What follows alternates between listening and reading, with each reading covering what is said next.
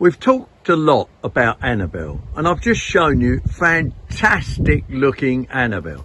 Now if you look at these, they might be colourful. The leaf is yellower, and look along here, really poor growth in comparison with normal here.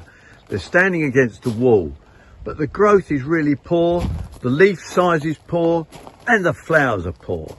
And it's what's fascinating is this area is on a driveway, and this area laid in water something like 2 inches deep for long periods during most of the sort of winter into spring.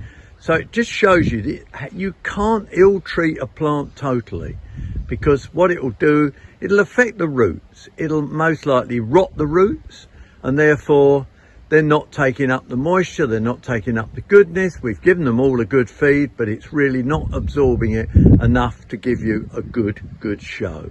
So there's good and bad in hydrangea Annabelle. So they are.